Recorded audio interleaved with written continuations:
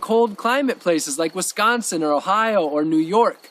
So there's so many foods that you can grow. It's just about growing what grows well and abundantly in your area. So when I'm talking about easiest and most abundant, easiest means they grow really well. It's hard to kill them. Even if you have what you consider a black thumb, there's a good chance you'll be able to grow these and walk away feeling like you have a green thumb. And then abundant means that they produce a lot of food. But there's a second part to that, and that is that they produce a substantial amount of food on your plate, and that they'll actually be able to fill yourself up and fill your pantry up to get through the winter.